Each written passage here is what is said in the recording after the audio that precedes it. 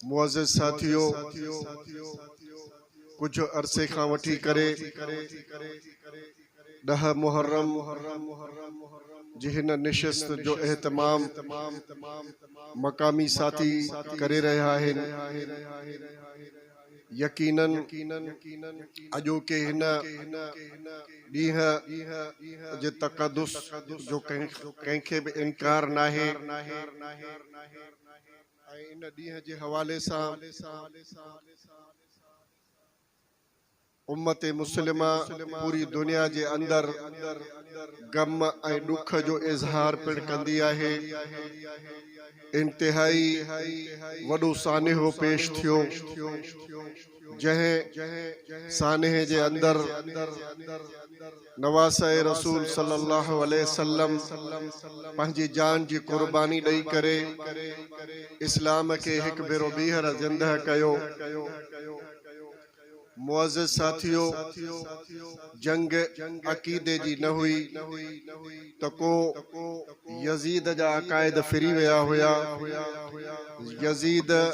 जी नमाज ते बि इख़्तिलाफ़ न हुयो, यज़ीद जे कंहिं अक़ीदे सां बि इख़्तिलाफ़ न हुयो। इमाम हुसैन जो इख़्तिलाफ़ यज़ीद सां मुल्क जे अंदर राय जो निज़ाम ते हुयो।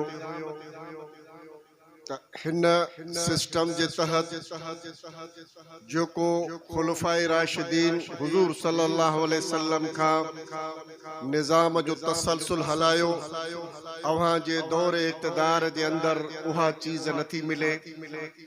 लिहाज़ा अस्लिम तस्लिम उन्हनि चीज़ुनि खे नाफ़िज़ कर, वरन त तोसां जहाद जो ऐलान आहे। हज़रत इमाम हुसैन खे कूफे वारनि ख़ुतूत लिखिया ऐं उन्हनि ख़ुतूत लिखिया जेके ख़ुद इन हवाले सां इख़्तिलाफ़ राय रखनि पिया यज़ीद सां, ऐं उन्हनि इन चीज़ जो एहसास महसूस कंदे हज़रत इमाम हुसैन क्योंकि बैयत न कई हुई यज़ीद जे हथ ते, उन ॾांहुं ख़त लिखियनि त असां बि अव्हां जे उन साॻे फ़िक्र ऐं साॻे नज़रिए सां वाबिस्ता आहियूं। लिहाज़ा अचो त गॾिजी करे कूफे खे मर्कज़ बणाए करे ऐं हितां जहाद जो ऐलान कयो वञे। अज़ीज़ान गिरामी, जॾहिं अहिड़ी परूड़ यज़ीद खे पई त उन कूफे जे अवाम खे सबक़ सेखारण जे लाइ मुख़्तलिफ़ क़िस्म जा कमांडर वॾा मोकिले करे ऐं कूफियुनि खे जेके तकलीफ़ूं ऐं सज़ाऊं ॾिनियूं, उन्हनि सज़ाउनि जे नतीजे में उहे जेके इमाम हुसैन जा हमदर्द हुया, जिन ख़ुतूत जे अंदर हमदर्दीअ जो इज़हार पिणु कयो हुयो, उहे सभु मुकरजी विया। ऐं जॾहिं इमाम हुसैन उते पहुतो, उन खां अॻु में उन हालात जे जाइज़े वठण जे लाइ हज़रत इमाम हुसैन पंहिंजे सोट मुस्लिम अकील खे ओॾांहुं मोकिलियो त कूफे जो वञी करे जाइज़ो वठी आ, हालात छा आहिनि त जीअं असां उते वञी करे ऐं सुठे तरीक़े सां मुनज़्ज़म अंदाज़ सां यज़ीद सां विड़ी सघूं। संदसि जे सोट हालतुनि जो जाइज़ो वठी करे ऐं पूरी सूरत हाल खां इमाम खे आगाह कयो। मदीने जे अहबाबनि हज़रत इमाम हुसैन खे पिणु इहो मशवरो ॾिनो हुयो त हालतूं इजाज़त नथियूं ॾियनि, लिहाज़ा अव्हां इते ई रहो। लेकिन 18,000 ख़त जेके कई ॿोरियूं भरियल हुयूं उन्हनि ख़ुतूतनि जूं, उन्हनि खे फर्दन इमाम हुसैन अचे करे कूफे जे चौराहे ते हिकु हिकु ख़त कढी करे ऐं हाज़िरी वरिती, ख़्यालात उन्हनि जा ॿुधा, फिलाणो जो ख़त हिन जी तूं तस्दीक करें थो? हा साईं, आउं तस्दीक करियां थो त इहो ख़त मां लिखियो हुयो, हाणे तुंहिंजो छा ख़्यालु आहे? संदसि जा ख़्याल तब्दील थी विया। हज़रत इमाम हुसैन उहा 18,000 ख़ुतूत उन्हनि जे साम्हूं रखिया, फर्दन हाज़िरी भी वरती, मौजूद भी रहा, लेकिन पंहिंजे उन्हनि ख़्यालतनि तां फिरी चुका हुआ। तने तन्हा इमाम हुसैन चयो त पोइ मुंहिंजो काफ़िलो जेको मूंसां गॾु आहे अहल बैत जो, असां हिकिड़ो फ़िकिर ऐं नज़रियो खणी करे आया आहियूं। पंहिंजो मौक़िफ़ यज़ीद जे अॻियां रखंदासीं, असांखे मौक़ियो फ़राहम कयो वञे, साम्हूं विहारियो वञे, असां उन सां बहस करणु चाहियूं था, असां उन जे अॻियां पंहिंजा मुतालबात रखणु चाहियूं था। पर चूंकि इन हालात में, इन मौक़े ते अहिड़ा शरपसंद अनासिर बि मौजूद हुआ जेका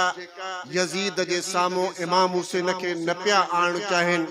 नतीजो उनजो इहो निकितो, जंग छिड़ी वई करबला जे मैदान ते, तमाम अहल बैत शहीद थी विया, इमाम ज़ैनुल आबिदीन वञी करे बचो, जंहिंजो इमाम ज़ैनुल आबिदीन जो उहो तसलसुल जेको अॼु ताईं हलंदो अचे थो पियो, अॼु पूरी दुनिया जे अंदरि उहा अहल बैत जेके इमाम ज़ैनुल आबिदीन जे अहल मां आहिनि फहिलिया पिया आहिनि, ऐं उन्हनि जो मौक़िफ़ इहो आहे त ज़ुल्म असां सां थियो हुयो, ज़्यादती असां सां थी हुई, ऐं गम असांखे उहो अॼु ताईं कोन थो मिटिजे पियो। भला गम कीअं मिटजंदो जेको पाक रसूल सल्लल्लाहु अलैहि वसल्लम उन मासूमनि सां एॾी मोहब्बत करे जो पैगंबर सल्लल्लाहु अलैहि वसल्लम सजदे में वञनि त इमाम हसन ऐं हुसैन उन जे मथां वेही रहनि। हुज़ूर सल्लल्लाहु अलैहि वसल्लम जो एॾो तवील सजदो थी वञे, एॾो तवील सजदो थी वञे जो जेसि ताईं जो हू पाण न लहनि संदसि जे पुठीअ तां, संदसि जे कुल्हनि तां, उन वक़्त ताईं हुज़ूर सल्लल्लाहु अलैहि वसल्लम उन सजदे जे अंदरि आहे। मुअज़्ज़िज़ साथियो, मुसलमान उहो कहिड़ो थी सघे थो पियो जंहिंखे इन ॾींहं जो गम न हुजे, जंहिंखे इन वाक़े जो गम न हुजे, लेकिन उन गमनि खे, उन्हनि ॾींहंनि खे ऐं उन मामले खे खणी करे अॼु ताईं असां रोऊं, अॼु ताईं असां वेठा पिटका कयूं त इहो मुसलमान जो शान शान आहे। इंसानियत जे फितरत जा उसूल आहिनि, जेकॾहिं असां उन्हनि फितरत जे उसूलनि खे छॾींदासीं, फितरत त इहा आहे त इमाम हुसैन बहादुरीअ जो मुज़ाहिरो कयो, इमाम हुसैन दिलेरी जो मुज़ाहिरो कयो, वक़्त जे हाकिम सां अखियूं अखियुनि में मिलाए करे जंग ऐं जहाद जो ऐलान कयो हुयो। वाक़ियो त इन जो पस मंज़र पेश मंज़र आहे। अॼु बि यज़ीदियत ज़िंदा आहे, अॼु ताईं बि यज़ीद आहिनि जेके उन यज़ीद जियां मुल्क जा हाकिम बणिया वेठा आहिनि। न अल्लाह जे रसूल जो निज़ाम आहे, मुल्क जे अंदरि ज़ुल्म ऐं बर्बरियत थिए थी पई, ग़रीब जे मथां ॾाढ थिए थो पियो। यज़ीदियत पंहिंजी जॻह ते बरक़रार आहे, लेकिन हुसैनियत जा दावेदारनि खां सिर्फ़ असां इहो क्वेश्चन पुट कयूं था पिया त उन वक़्त जे इमाम हुसैन जो किरदारु इहो हुयो त यज़ीद जे अखियुनि में अखियूं मिलाए करे जंग विढ़ी, अव्हां हुसैननि खे छा थी वियो आहे जो खाक मथे में विझो, पिटका कयो, अव्हां ज़ंजीर पाण खे हणो, अव्हां रत पंहिंजो ॻाड़े करे ऐं इहो कॉन्सेप्ट पेश कयो त असांखे गम मल्हाइणा आहिनि, असांखे ॾुख मल्हाइणा आहिनि। पर जेकॾहिं हिन ॾींहं ते उम्मत मुस्लिमा ऐं ख़ुसूसी तौर ते जेके हुसैनियत जा दावेदार आहिनि उहा अॼु उन चीज़ जो अज़म कनि त अॼु अज़म जो ॾींहुं आहे, अॼु हौसले जो ॾींहुं आहे, अॼु हिम्मत ऐं बहादुरीअ जो ॾींहुं आहे। अॼु बिही करे जीअं इमाम हुसैन उन वक़्त जे यज़ीद सां अखियूं अखियुनि में मिलाए करे जंग जो ऐलान कयो, अॼु बि असां पंहिंजे उन हुसैनियत ते बिही करे वक़्त जे हाकिम सां जंग विढ़ंदासीं, वक़्त जे हाकिम सां लड़ंदासीं जेके ज़ुल्म ऐं बर्बरतियूं कनि था पिया। मुंहिंजा अज़ीज़ान गिरामी, उन वक़्त यज़ीद वक़्त जो हाकिम हुयो। अॼु हिन मुल्क जो हाकिम केरु आहे जेको सदारती हाउस में वेठो आहे ऐं सदारती हाउस मां वेही करे जेको ज़ुल्म असांजी सिंध जे अंदरि थियनि था पिया, पाणीअ जूं रुकावटूं पंहिंजी जॻह ते, ग़रीब राति जो पाण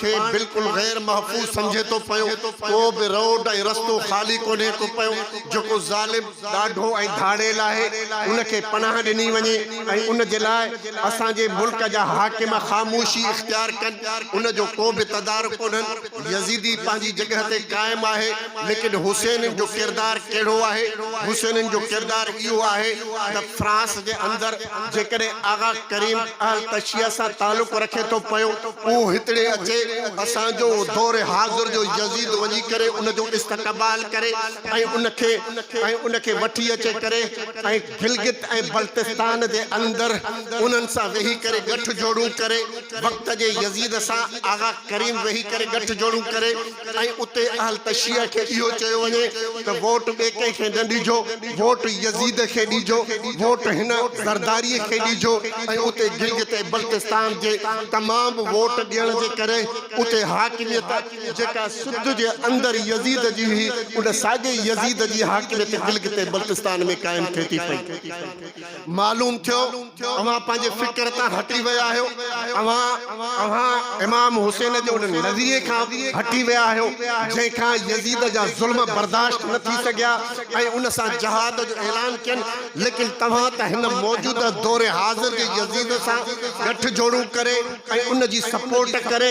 सिंध जे निज़ाम जेको हिकिड़े ज़ुल्म ऐं बर्बरियत जो निज़ाम आहे उहो साॻियो वञी करे तव्हां गिलगित ऐं बल्तिस्तान में क़ाइमु कयो आहे आउं तव्हांखे हुसैनी कीअं तस्लीम कयां हुसैनी त तव्हांखे मां तॾहिं तस्लीम कयां जॾहिं दौर हाज़िर जे इन ज़ालिम ऐं जाबिर हुकुमरान सां तव्हां जंग जो ऐलान कयो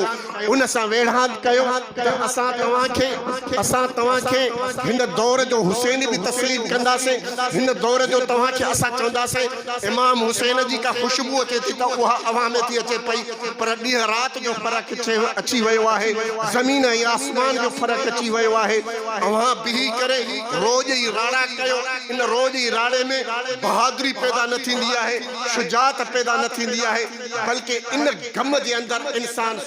इंसान जेको आहे सुकड़जंदो वेंदो आहे इंसान जे अंदरि बुज़दिली ईंदी वेंदी आहे कंहिं रोज़ ई राड़े सां बहादुरी न ईंदी आहे बल्कि बुज़दिलियूं ईंदियूं आहिनि तव्हां हर साल अहिड़े क़िस्म जे बुज़दिलनि जा बीही करे मुज़ाहिरा कयो था पिया तव्हां बहादुरीअ जो सबक़ नथा ॾियो पिया तव्हां क़ौम खे नथा उकसायो तव्हां क़ौम खे नथा उभार पैदा कयो त वक़्त जे हाकिमनि सां जंग लड़णी आहे ऐं